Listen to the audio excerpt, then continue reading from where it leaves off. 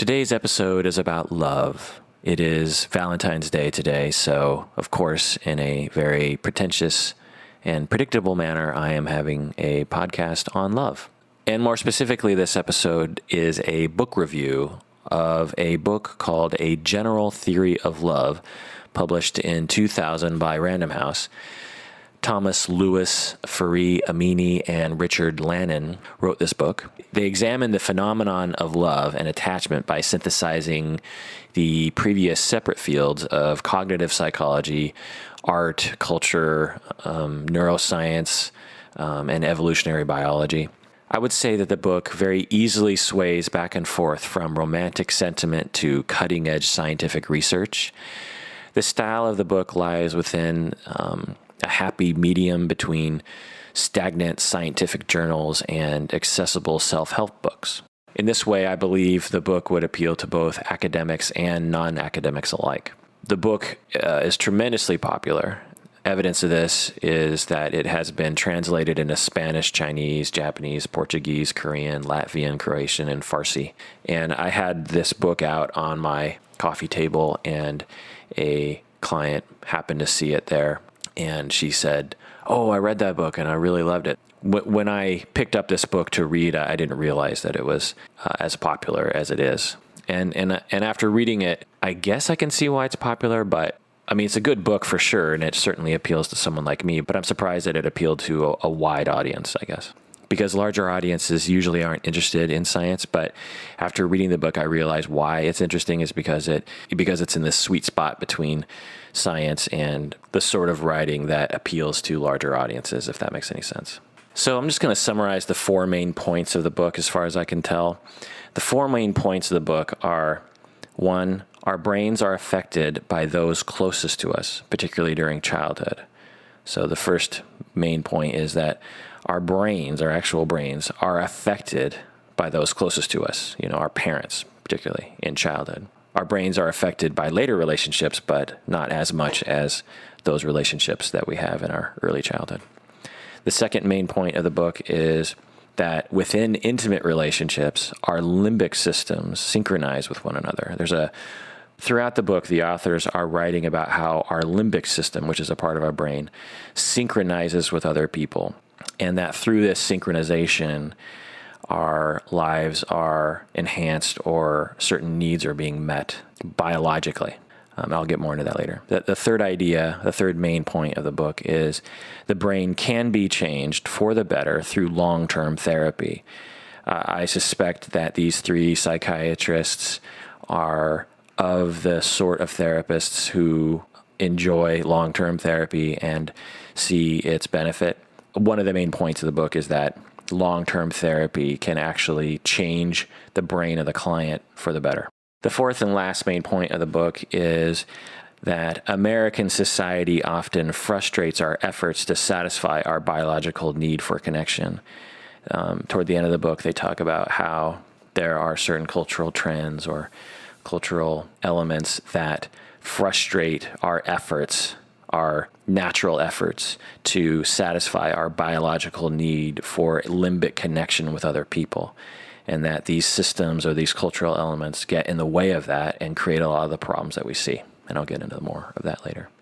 So the authors begin by educating us in biological fundamentals, explaining the triune brain.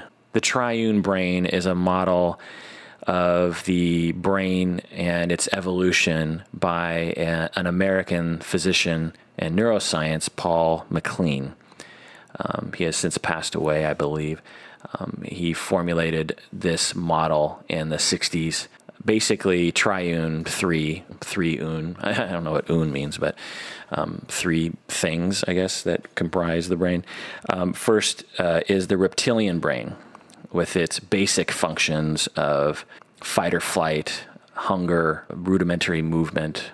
And then the second, more evolved, so to speak, part of the brain is the limbic system with its emotional function. And this is seen in mammals, according to this model. And then the third part of the triune brain is the neocortical with its facility to reason. This is what is often referred to as, what makes us human, or the primates. The neocortex is the most outer layer of the brain. It gives us our language ability, our executive function, our ability to plan into the future. It might even provide consciousness. There's a lot of research going into this idea, into this field. So the authors begin by educating us on the triune brain and explaining how evolution led to this illogically structured brain, that each structure built upon the previous structure in an incremental way, as a way of adapting to the environment and the needs of the animal. As mammals needed to care for their young because their young couldn't survive on their own, the limbic system was developed to motivate the parents to care and to love, so to speak, the child. But it wasn't like the limbic system was born out of nothing. It had to be built upon previous structures to some extent. For instance, I say, illogically structured because if we just designed a brain, we would say, okay, well, we need this section to be dedicated to X and this section to be dedicated to Y. But the brain isn't organized like that. So it's confusing in terms of how it's structured, if that makes any sense. And I'm not a biologist, so I'm a layperson when it comes to biology and the brain, as you will tell as I talk about this book. So as ancestor animals adapted to their environment, each evolutionary solution was solved by modifying already established structures, including the nervous system. So not only did our hands evolve from, say, the fins of a fish, I'm pretty sure that's true, right? But our human brain evolved from a brain that was developing from, reptiles to mammals and so on. So over the eons, evolution's twists and turns led to a quirkily designed brain. Structures of the brain evolved incrementally and without an end goal in mind. So it wasn't like some early ancestor animal was saying, we need to evolve into humans. There was no plan. It was just adapting very slowly to its environment and to its parenting needs and social needs. And over time, our brain just, evolved. And I should say that the authors put this in much more elegant words. I think they're adept at making the reader feel as though it all makes sense and it's easy to grasp. I realize as I'm talking about it that I wouldn't be talking about this sort of stuff if the authors hadn't made me feel at ease with this material that is often intimidating to me and others outside of the field of biology. So I should point that out. And I should also point out that I read some literature on the triune brain, and there's a lot of criticism about the model, that it's overly simplistic and that its claims are not supported by more recent brain research. The idea that the brain can be split up into three distinct structures is challenged by more recent evidence. People often say, oh, you're left-brained or right-brained. Anyway, I won't go into that, but just know out there that the whole left brain, right brain thing is inaccurate.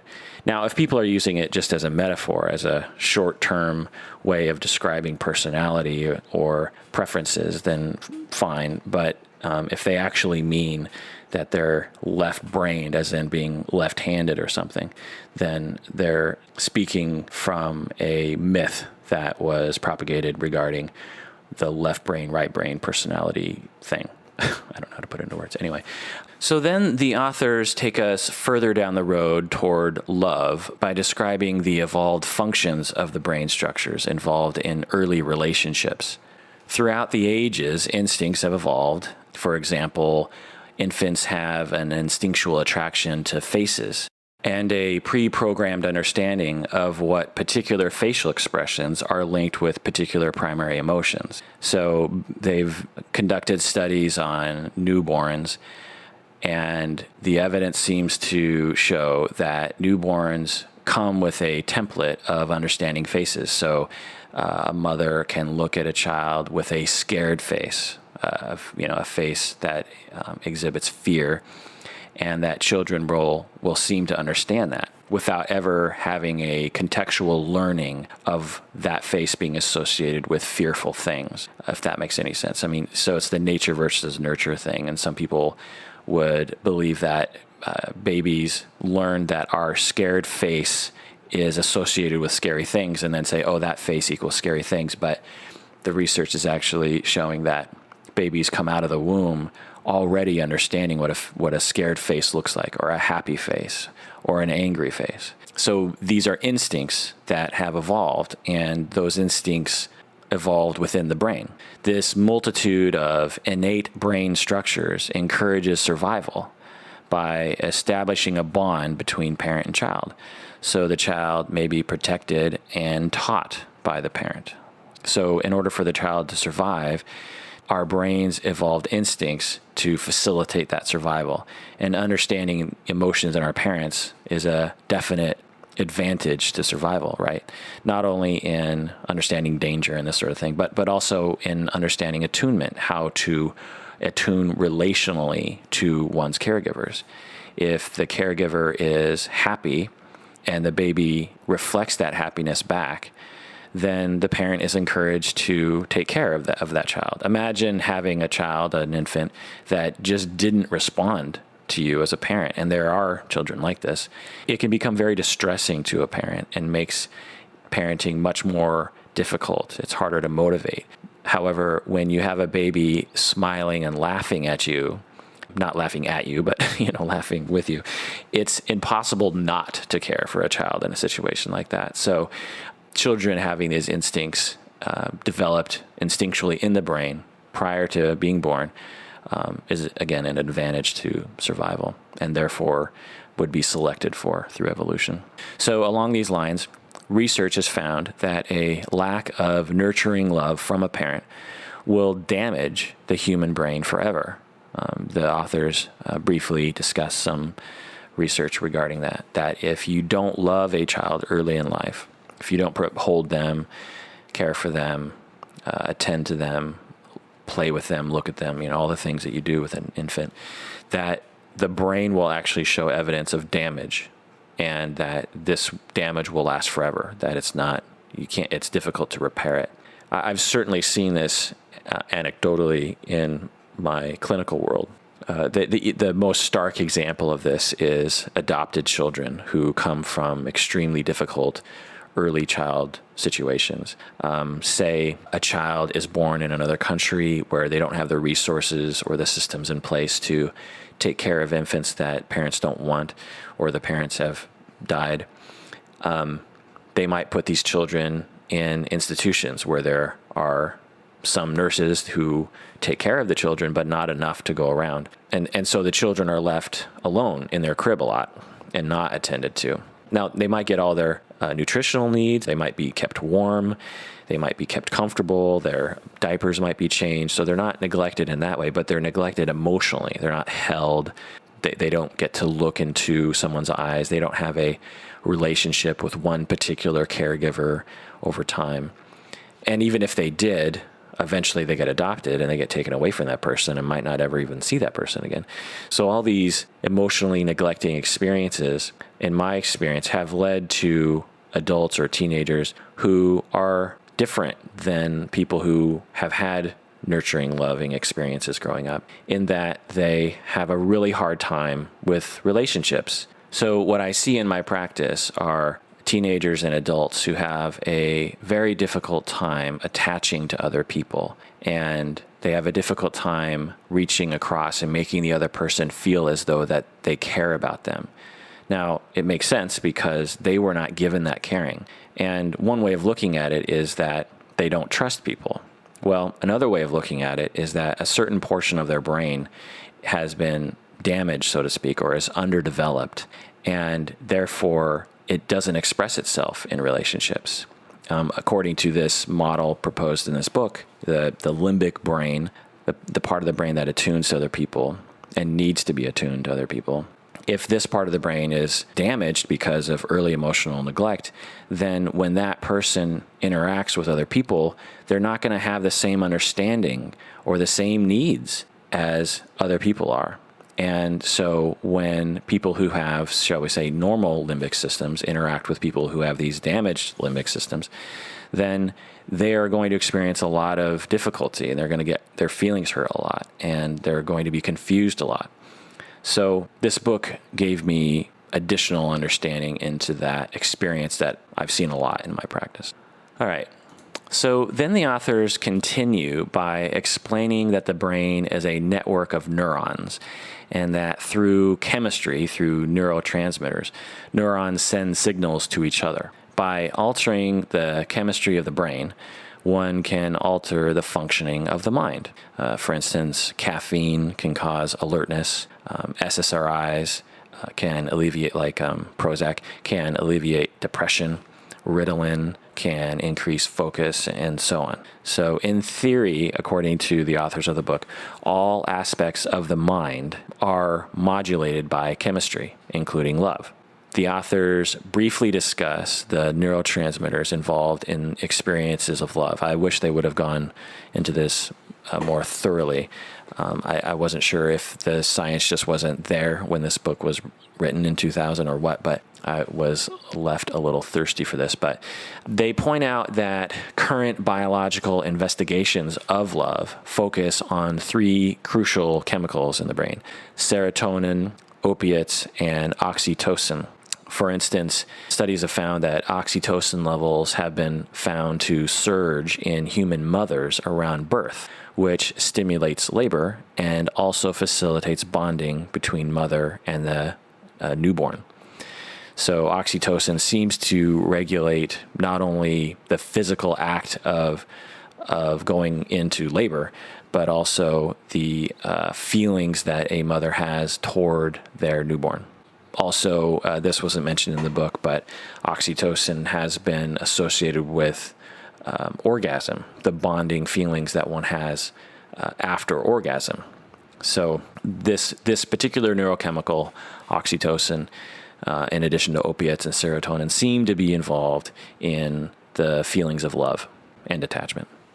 Another study found that oxytocin gushes, so to speak, at puberty, which motivates crushes or romantic love, according to the authors.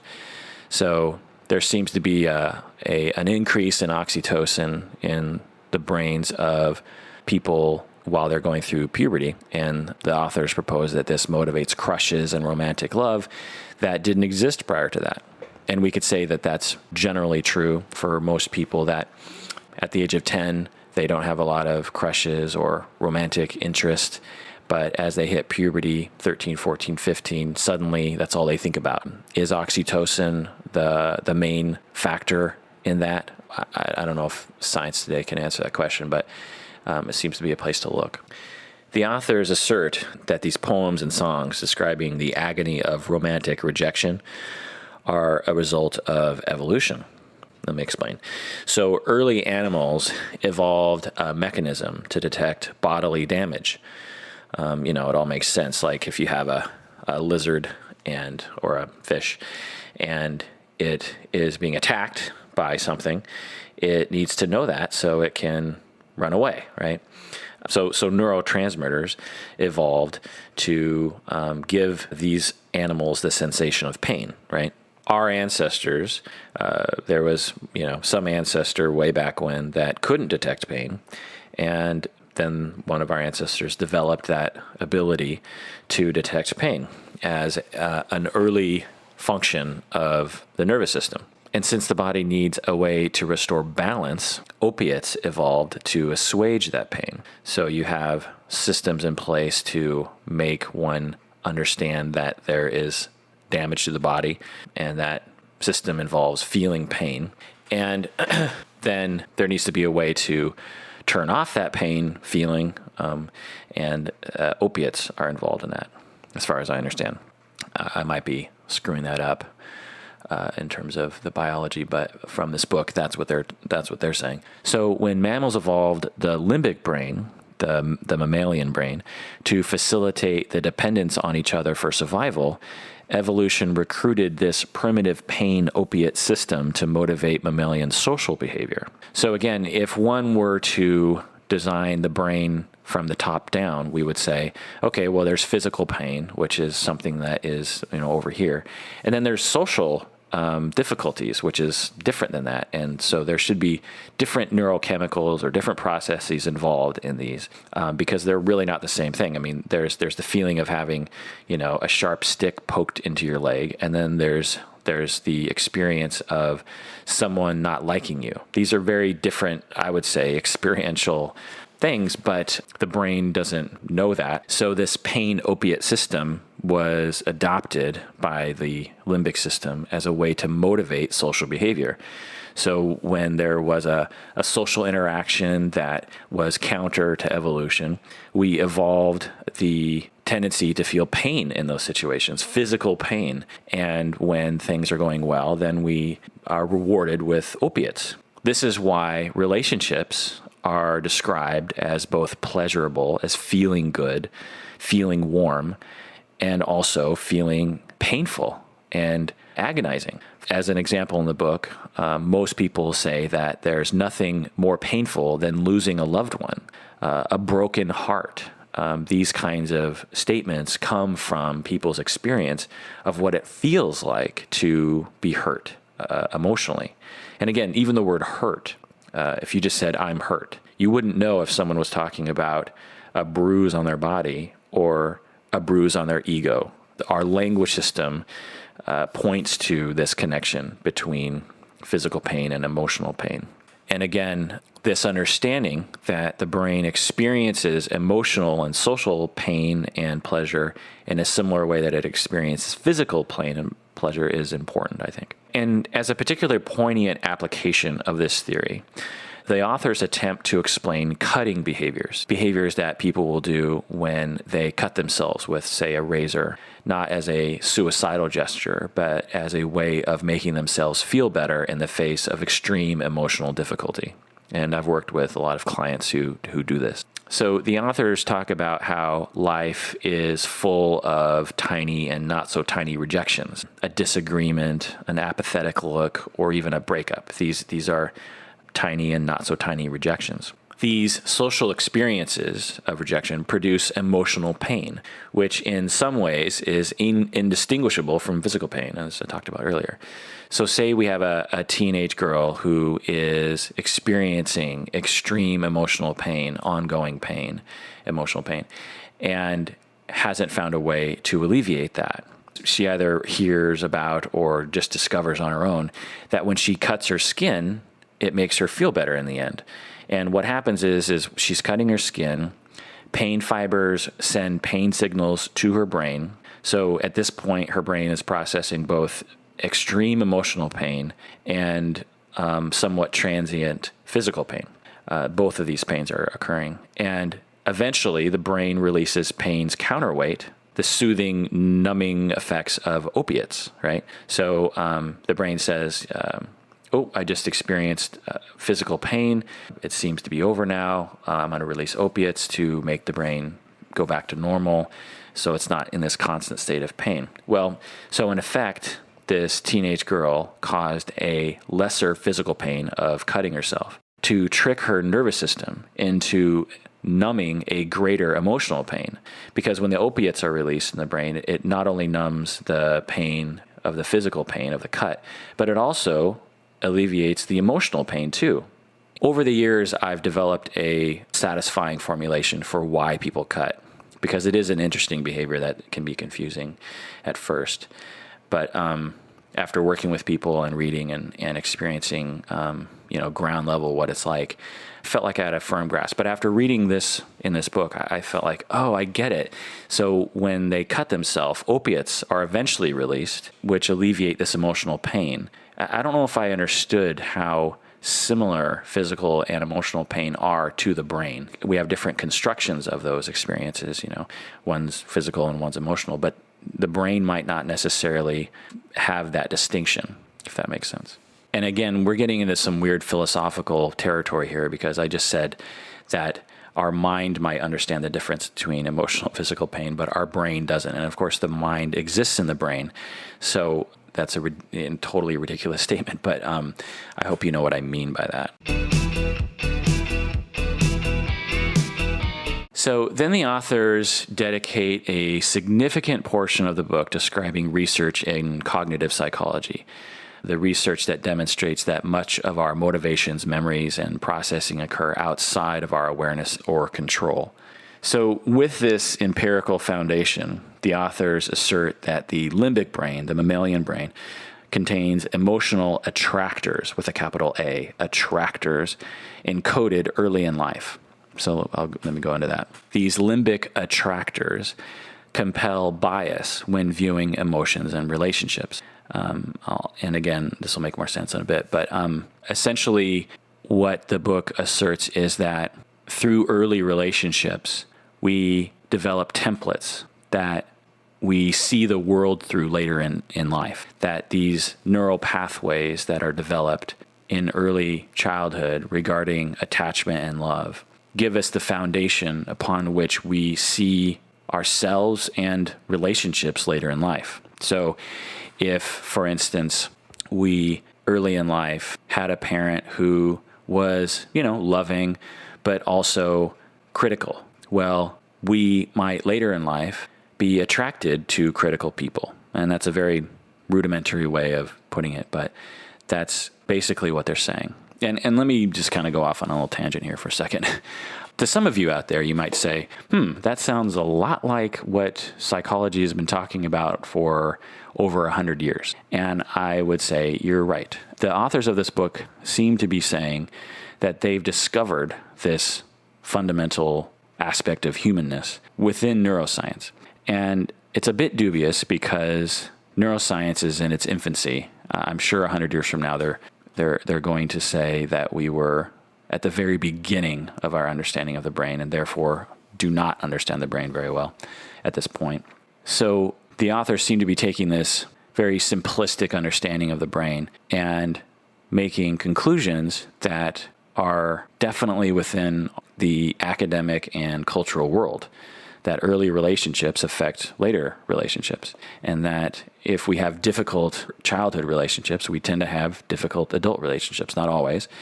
So as I was reading the book, I was totally on the author's side, and I was totally hooked. And then at the end of the book, I started thinking about it, and I was like, well, wait a second.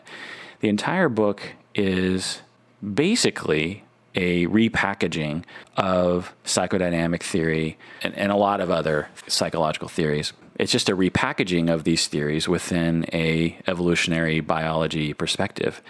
And for sure, it's wonderful that we can understand ourselves through biology and the brain. But the authors never reference this other field that has been going on for a long time and has a lot of established theory and research in it. They mention attachment, but they don't mention Bowlby or Ainsworth or the countless other people who have written and conducted research in that area, and among a lot of other theories as well. I mean, psychodynamic to be specific, but at least attachment, because the whole book seems to support attachment theory.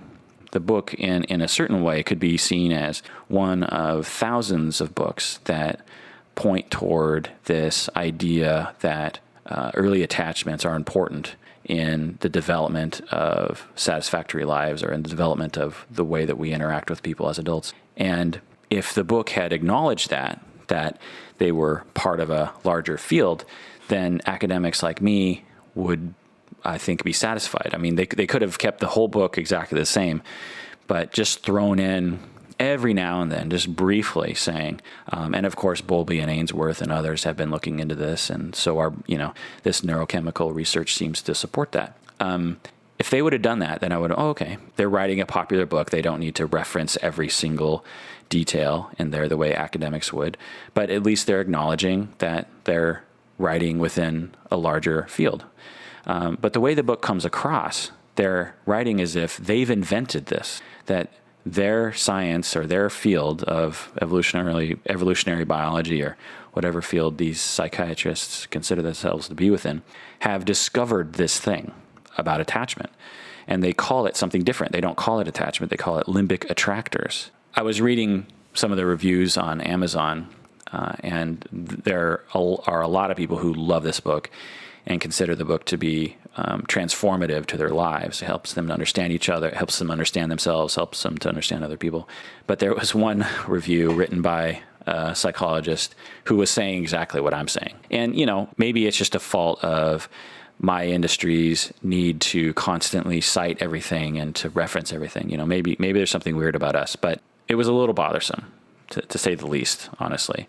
Because if I had written a book like this, or even a paper like this, and I didn't mention Bowlby, actually, now that I think about it, I mean, these are professors in psychiatry. They know better. They have students who they talk about this with. I'm guessing, I'm only assuming, that if one of their students wrote a paper like this and didn't reference attachment or psychodynamic theory, that they would fail the assignment because you're not supposed to read a bunch of material on something and then reword everything and claim it your own.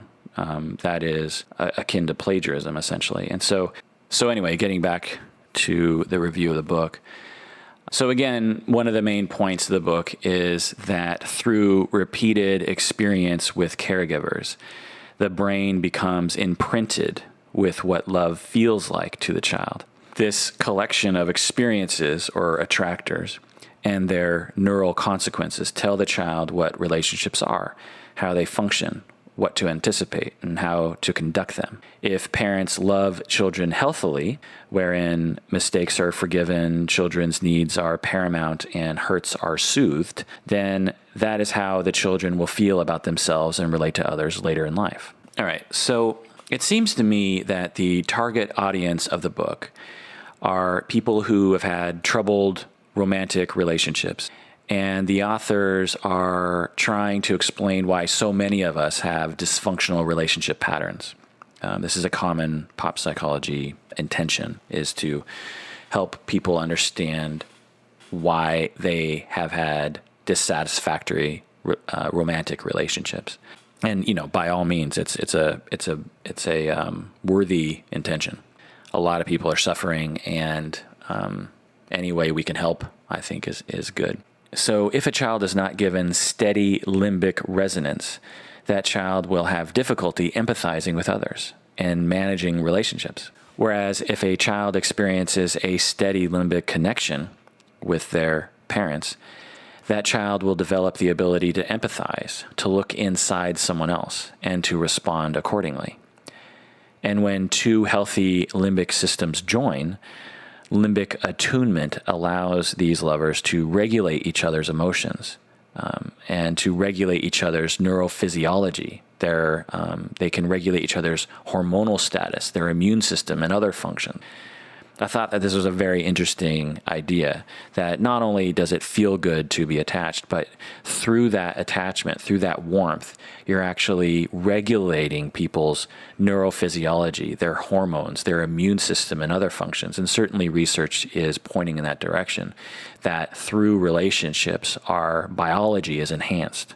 So the authors go on to assert that the human limbic system is stabilized through relatedness and through therapy. In the short term, when people are hurting and out of balance, they turn to others for support, right? This returns them to homeostasis. Someone had a bad day at work, they come home and they talk about it with their partner, and that person is returned to homeostasis, returns to stability.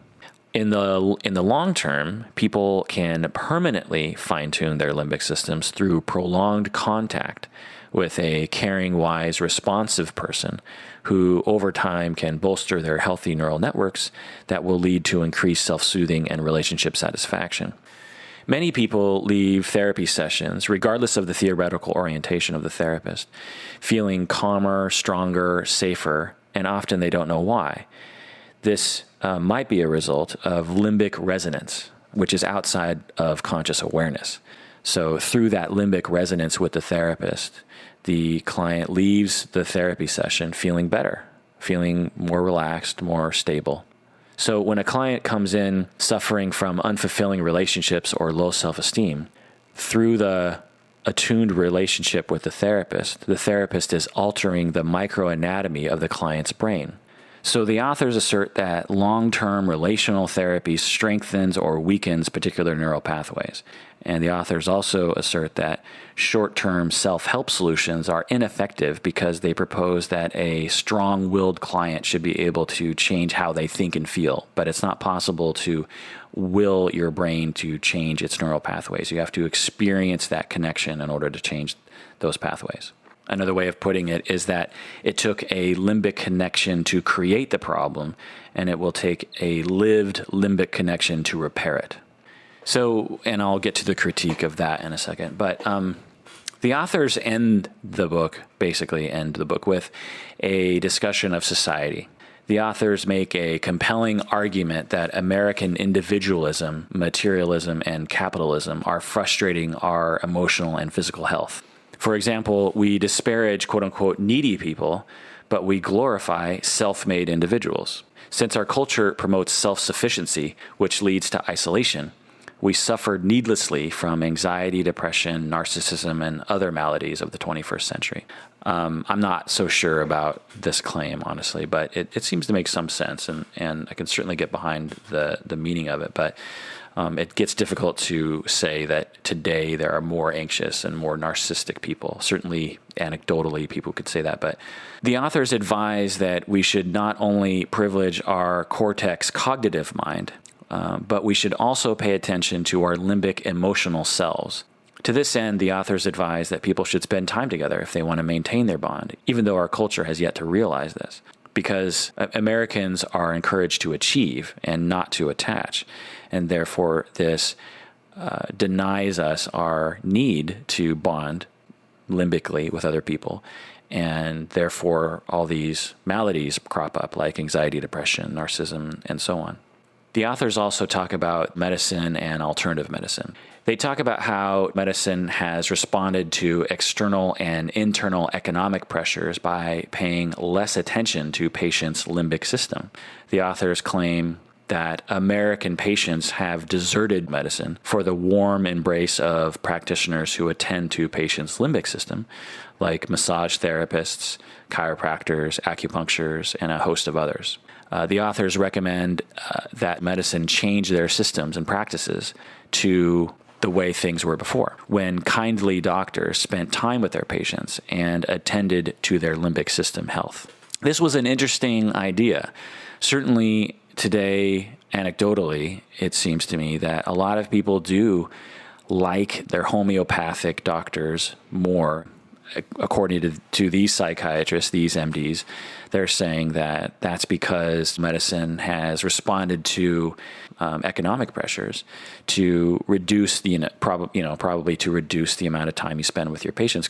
Whereas for whatever reason, homeopaths can spend more time with their patients. Now, I'll also say anecdotally that homeopaths don't make much money compared to medical doctors.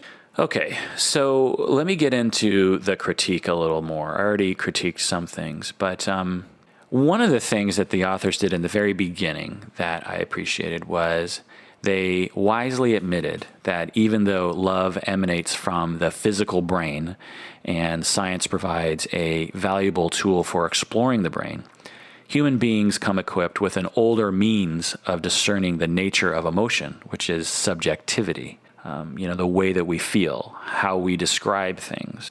The authors are basically saying that we can't reduce the experience of love to neurochemistry, that we have always been able to describe things and investigate how love feels by not using the scientific method, so to speak, or by not looking toward biology to give us answers about what love is.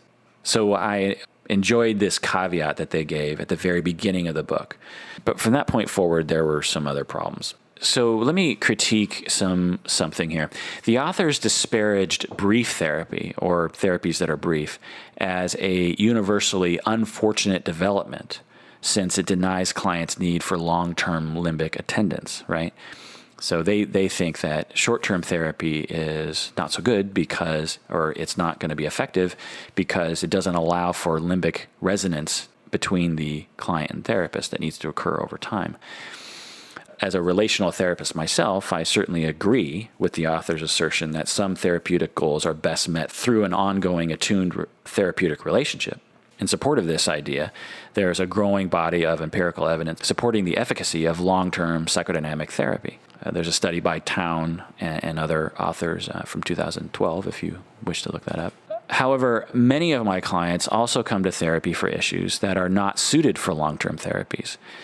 Some client goals are best met in short-term therapy. So if the authors had that caveat that when they are disparaging brief therapy, they are talking about a particular slice of the pie regarding clients' goals, then I would have been okay. If they would have said, when a client comes in talking about low self-esteem related to their early childhood experiences, I can't treat them in 5 sessions. That client needs to be in therapy for a lot longer than that. And insurance companies should understand that and pay for that. I certainly would get on board with that, but to just say blanketly that short-term therapy is a bad thing is inaccurate in my view, and is out of touch with the fact that clients come into therapy for all sorts of reasons. For instance, let's say someone comes into therapy because their mother died and they're coping okay, but they want 5-10 sessions to just talk about their mom and talk about their struggles, and they want to explore what this means to them and where they're going to go with their life. That might not be something that necessarily warrants 50, 100 sessions. 5-10 sessions might be sufficient. Now, is a deep therapeutic relationship going to occur in 5 sessions? Not likely, but it can. Honestly, I've experienced with clients a deep emotional connection within 15 minutes of the first session. Connections aren't established by the amount of minutes you spend with someone. It's established by the way that you come together. And that way you come together can create connections very quickly. So the last critique that I'll provide is the following. After a somewhat long, circuitous discussion regarding cognitive research findings, the authors arrive at one of their main concepts, the limbic attractors, as I mentioned earlier. Again, limbic attractors are biases developed early in life that affect one's view of adult relationships. And to those of you in my field, that should sound very familiar, right? But they call it limbic attractors. So again, they don't reference Bowlby or Ainsworth or the countless other authors and theorists who have come up with the exact same idea. But anyway, until they actually did, which was the authors mention that Freud's concept of transference is similar to their concept of limbic attractors. This exhibits responsible writing, right? So when I came across this, I was like, oh, finally, they're making a connection to previous theorists and previous writers. And they were referencing that Freud's idea of transference was similar to their idea of limbic attractors. However, in the next paragraph, they write, quote, "Science has a way of supplanting myths with no less fantastic truths." So the key words here are myths and truths. They're saying that transference is a myth, while attractors is a truth. They literally are using myth and truth. So again, quote, "Science has a way of supplanting myths with no less fantastic truths." The words myth and truth are very powerful, right? A myth is something that's not true, right? It's something that is made up, right? Truth is truth. It is what it is. The earth revolves around the sun. That is truth. To say that limbic attractors is truth and transference is myth is quite a statement and quite telling to the philosophy of the writers, honestly. Now, if they had gone into a longer discussion of Freud and all the people in between Freud and today, because, Freud was just one person in a long string of theorists and writers that, bring us up to the present, whom have written about this sort of thing, this idea that biases are developed early in life that affect one's view of adult relationships. But again, perhaps the authors did not want to bore the lay audience with research and jargon, or perhaps the authors wanted to make it seem as though they were truly inventing a new general theory of love. Again, that's the name of the book, A General Theory of Love. I wrote them and really complimented a great deal, because this is right after I had read the book. But I asked them about this idea of why they didn't talk more about Bowlby and Ainsworth and all the others. And I thought I would get a reply, something along the lines of, well, this was written for a lay audience and we didn't want to bore them. And if we were writing an academic publication, then we would have done that, certainly. And here are some articles that I wrote that do that very thing. Then I would have been okay. I would have been like, oh, okay, makes sense to me. But they didn't reply, so I don't know what their answer would be. Or they haven't written me back yet as of this podcast. So in conclusion, again, I'll say that this book added to my understanding of attachment. It has illuminated connections that I hadn't seen previously. For example, the piece of the puzzle regarding the cutting behaviors. This book added to my formulation regarding that. This book has also bolstered and inspired my efforts to foster more love in the world. After reading this book, I found myself focusing more attention on my clients' limbic selves, so to speak.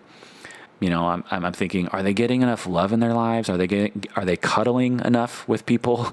How much time are they spending connecting with other people? It's one thing to say you love someone. It's one thing to intellectually know that the other person cares about you. It's another thing to actually sit down and listen to someone for a long period of time, to cuddle with them, to feel them. That, I'm guessing, has an effect on the physiology of the brain. And that those effects have profound effects on one's overall functioning and one's overall happiness and mood and everything, and the feeling of connection between the two people. It's one thing to say, I want to spend the rest of my life with you. It's another thing to have it be a felt experience that you have in the moment with that person and over long periods of time. And I've always known this, but this book gave me yet another reason to emphasize it. And I found myself emphasizing it a little bit more with my clients while I was reading this book. So again, I mentioned the reviews on Amazon.com. And a lot of the people who read this book loved it. And it wasn't just an interesting book to them. It was actually life-changing for a lot of people. So for that reason, regardless of the critique and the shortcomings, I would say that this book has a lot of value to people.